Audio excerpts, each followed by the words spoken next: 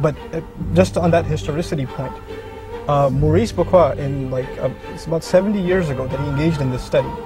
He said, well, Jewish history contradicts what the Quran is saying about Haman and this tower building. Let's look at Egyptology.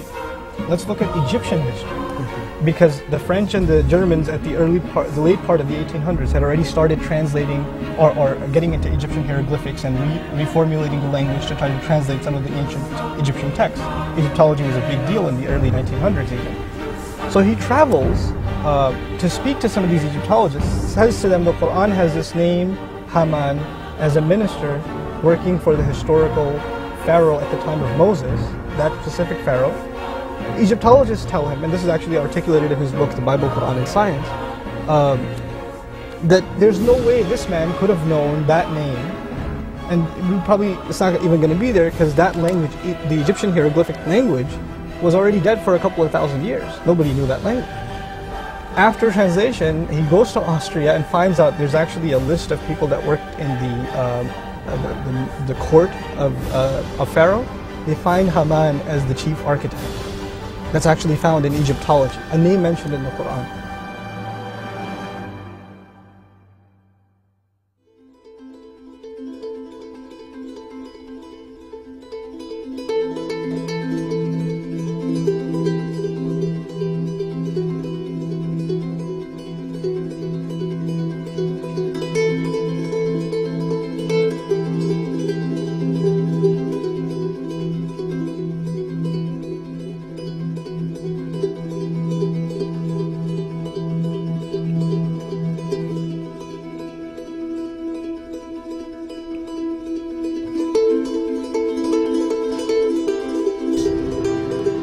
And it took more than 2 million blocks of stone, averaging 2.5 tons, to build the pyramid.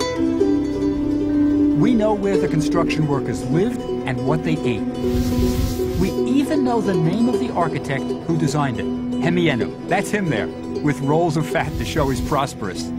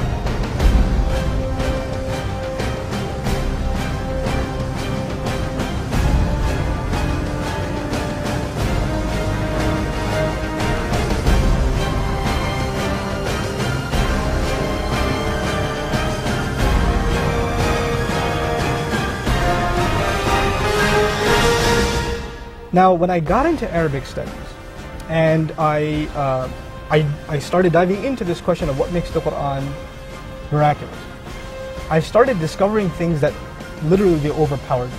And I'm still a student of them. I actually teach a seminar that's traveling the country called Divine Speech. And the entire intent of the seminar is to expose the literary marvel of the Quran to an English-speaking audience without resorting to Arabic. That's the seminar. Now, just one example. The Quran, Muslims believe, is a spoken word, it's not written. We also believe that Muhammad didn't have the ability to write. We also know that when he would recite the Quran, there would be dozens of followers and they would immediately memorize what he said and it would just spread. So there's no editorial process. You can't go back on what you recited. It's gone, it's out there now. You can't take it back. It's kind of like sending an email nowadays, right? Now, just as an example, one phrase in the Quran that's part of a large discussion is the phrase وَرَبَّكَ فَكَبِّرْ. In Arabic it says وَرَبَّكَ فَكَبِّرْ, which means, and declare the greatness only of your Lord. Now recall I said something about a fusion of style and content. The content is beautiful, and it's part of a passage in which the signs of the Lord have been mentioned, the struggle has been mentioned, and then the messenger is being told, declare the greatness only of your Lord.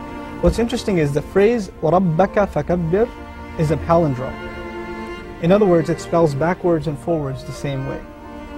So the Quran is declaring the greatness of the Lord in a way, in its spelling form, and there's multiple instances in the spoken Quran, that it's actually a linguistic palindrome. Now, when you want to generate a palindrome in English, like race car, or Bob, or dad, or something like that, small one-syllable ones are easy to generate.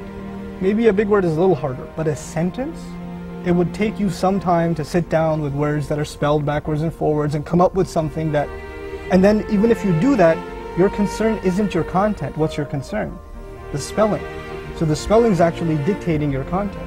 Here you have multiple instances in the Quran where the content hasn't been altered.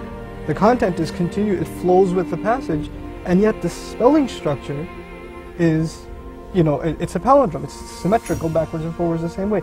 And this is not one, these are multiple instances in the Quran. And this is one area of the many areas of the linguistic marvel of the Quran.